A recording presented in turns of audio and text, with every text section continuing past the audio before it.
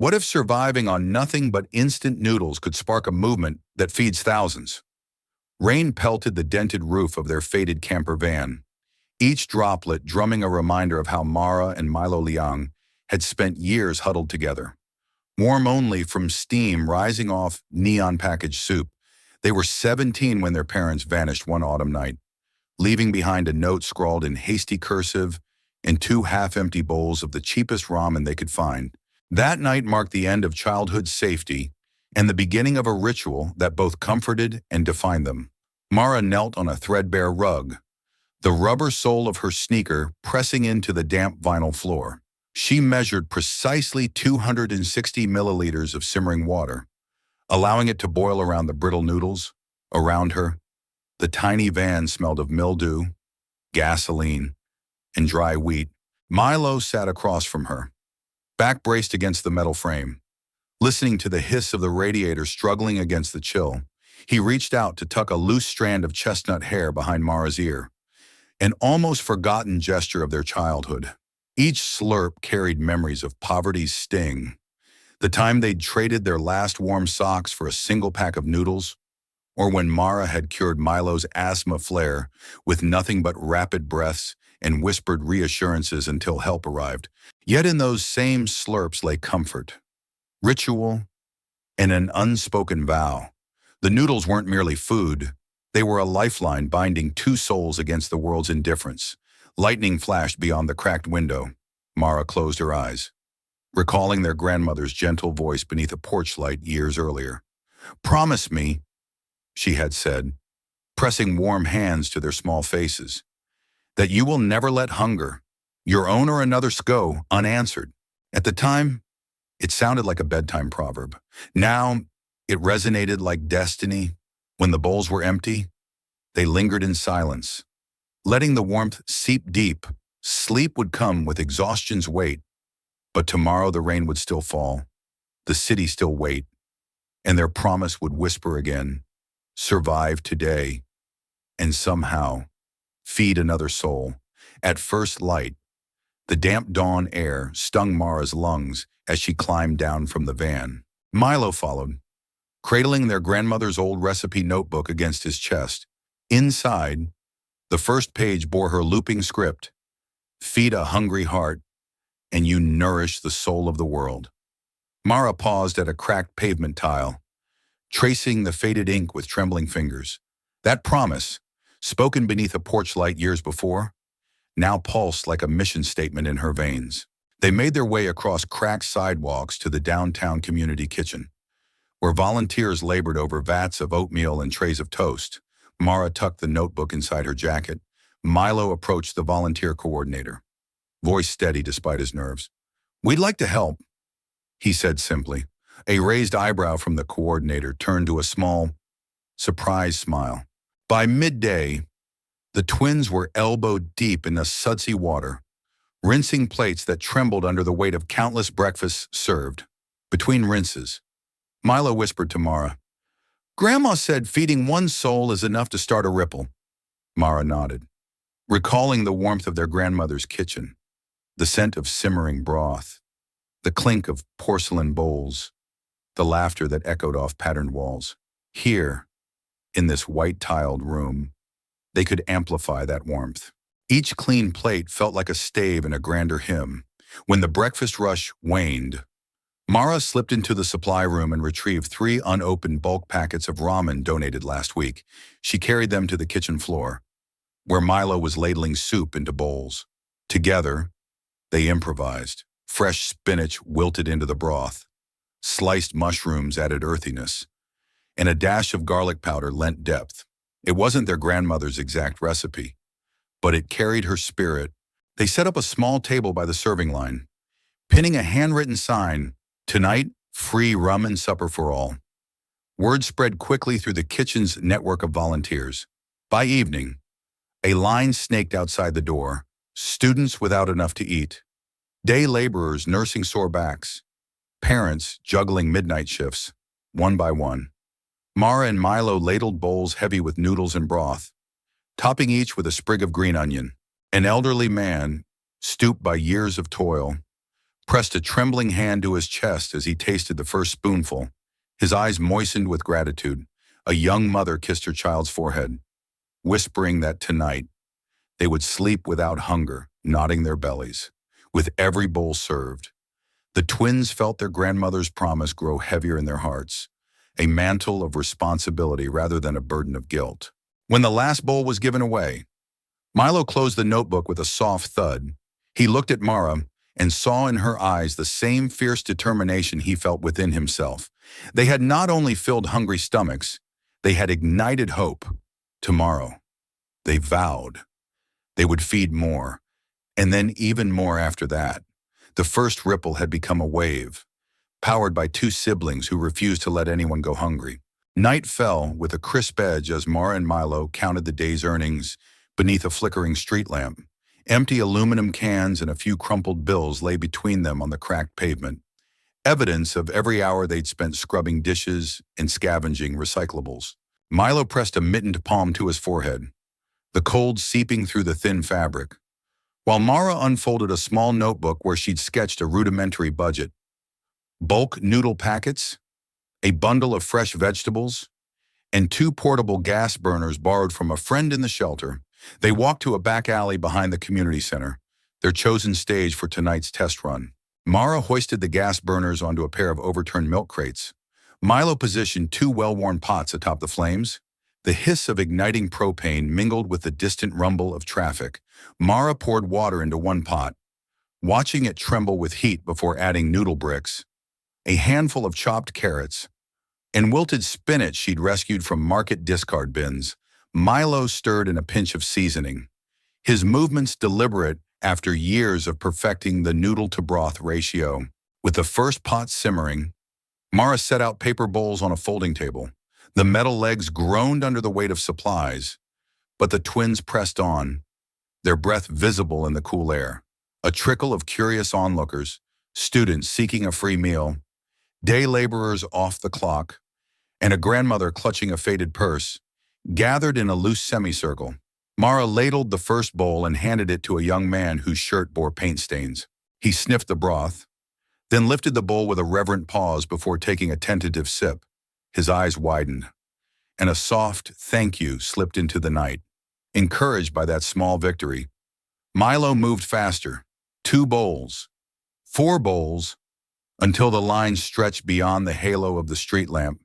Each bowl carried the warmth of noodles, but also a flourish, a sprig of fresh parsley here, a dusting of crushed chili there, to show that this meal was crafted with care. Between servings, the twins leaned in to hear stories. A single mother working 3 jobs, a veteran haunted by memories, a teenager whose job at the cafe had just ended. With every shared hardship, the twins felt their struggles transform into purpose. By the time the last pot was scraped clean, the alley was silent except for the twins' soft laughter and the crackle of cooling embers. Mara packed away the empty bowls while Milo extinguished the burners. They stood side by side in the dim light, stomachs full of noodles and hearts full of resolve. "Tomorrow," Mara said, tucking the notebook under her arm. "We'll do it again, only bigger." "Always bigger," Milo agreed, and together they stepped into the night, ready for the movement they had just ignited. Before dawn, the twins mapped their next steps under the flicker of a single lantern in the alley. Mara spread a scrap of cardboard across the pavement, sketching their vision, a mobile noodle kitchen that could roll into any neighborhood, any park, any corner where hunger lingered. Milo leaned over, tracing the rough outline of a refurbished food truck they'd seen parked by the river, its rusted door a reminder that transformation was possible even for the most battered things. They spent the morning gathering allies at the community center. They persuaded Carla to introduce them to the local youth group. Over boxes of donated supplies, Mara told their story of nights spent in the van, the promise whispered by their grandmother, and the bowls of soup that had lit hope in strangers' eyes. Faces nodded around the table, a carpenter skilled in welding, a retired chef with steady hands, and 2 students who promised to spread the word on the social media. By midday, the makeshift team convened in the center's courtyard. Milo presented a list of routes and times, Mara detailed the recipes, balancing cost with flavor and nutrition. The carpenter sketched designs for a pop-up cart, while the chef outlined a volunteer training plan. As ideas flew and hands clasped in shared purpose, the twins realized this was no longer their mission alone. It was theirs to lead together with a growing community. That evening, their first trial of the pop-up cart took place in a park near the city's busiest bus stop. The cart's wheels squeaked as the twins and their new team pushed it into position. Mara lifted a canvas flap emblazoned with a simple logo, a steaming bowl of noodles, and Milo cranked the propane stove to life. Soon, steam curled into the cooling air, carrying aromas of garlic, ginger, and savory broth. Passers-by paused, drawn by the promise of warmth. A line formed, laborers returning from shifts, college students between classes, and elderly neighbors who recalled the twins from the community kitchen. Each person's eyes lit up at the offer of a free bowl. Volunteers ladled noodles with careful hands, and Milo moved down the line, exchanging smiles and listening to stories of need and resilience. As the last bowl was served, the twins surveyed the empty pots and the satisfied faces around them. A young carpenter approached, eyes bright. "This works," he said simply. Mara felt her heart swell. This was proof that their dream could scale, that each bowl was a drop fueling a rising tide of compassion. They closed the cart's canopy and gathered around a small fire pit made by the retired chef, fueled by hot tea and the buzz of shared triumph. They planned their next location, the neighborhood near the shelter, where hunger was most acute. Milo tapped the route on his phone. Mara folded her grandmother's notebook into her jacket pocket. The ink now faded, but the promise as vivid as ever. Under a sky streaked with dawn's first light, the twins, now at the center of a movement, stepped forward together. Their journey, born from ramen rituals and bound by a vow, had ignited more than hope. It had sparked an army of changemakers, ready to feed not just bodies, but communities hungry for connection. The morning sun warmed the broad plaza where vendors set up folding tables beneath colorful awnings. Mara and Milo arrived before dawn with the refitted food truck painted in deep blues and golds, a nod to their grandmother's favorite teacup. Alongside the cart stood crates of fresh vegetables and scores of bulk noodle packets, each labeled with the same simple steaming bowl logo that had become their emblem. As the first guests, families pushing strollers, office workers clutching briefcases, and elderly neighbors leaning on canes, approached, Milo cracked open the propane hatch.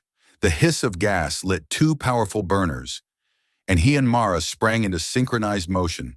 Steam curled into the early sky while the scent of garlic and ginger wove through the crowd. Mara spooned broth into vibrant bowls. Milo layered noodles and dropped in tender carrot ribbons. Each bowl was finished with a flourish of scallions and a sprinkle of toasted sesame seeds. By mid-morning, the plaza bustled with a mosaic of faces united by warmth in a paper bowl. Children chased each other between tables, laughter mingling with a low hum of gratitude. A barista from the corner cafe traded coffee for 2 noodle bowls, nodding at the twins with respect. A retired teacher pressed a framed photo of her late husband into Mara's hand. He had once taught Milo in middle school and whispered that her husband would have been proud of this legacy. Around noon, a hush fell as a local news reporter approached. Microphone in hand, Mara felt her pulse quicken as she described their journey. Nights in a rattling van, their grandmother's promise, the makeshift alley kitchens, and the volunteers who answered their call. Cameras panned over the smiling crowd, the gleaming food truck, and the twins' earnest faces. When the reporter signed off, she praised their mission to feed more than bodies, feeding hope. As sunset painted the plaza in amber, the last bowl was served. Milo folded up the awning with careful precision. Mara gathered stray napkins and empty crates. They stood side by side, surveying the echo of footsteps and half-empty tables. Around them, strangers chatted like old friends, bound by a shared act of kindness. Mara slipped their grandmother's recipe notebook from her jacket and placed it on the truck's dashboard. The ink was smudged but still legible. "Feed him, hungry heart, and you nourish the soul of the world." Milo rested a hand on her shoulder. "We did it," he said quietly. Mara's eyes gleamed. We're just getting started. In that moment, the twins, once bound by survival rituals of instant noodles, understood the full power of their promise to transform fleeting sustenance into enduring community. The ripple they began with a single bowl had become a wave strong enough to carry entire neighborhoods toward hope and belonging. As the sun sets on another day of service, Mara and Milo stand before their food truck, two siblings who once survived on instant noodles, now at the helm of a movement that feeds hope across entire neighborhoods. From the cramped confines of a rain-soaked camper van to the bustling town square, alive with laughter and gratitude. Their journey proves that even the smallest act of kindness can ripple into profound change. Thank you for joining us on this journey, Mara says, her voice steady with promise. If a simple bowl of noodles can bring people together, imagine what we can achieve when we all share a little more compassion. Milo nods, offering a warm smile. We invite you to be part of this movement. Subscribe and share our story, because no one should ever go hungry, and every heart deserves a chance to taste hope.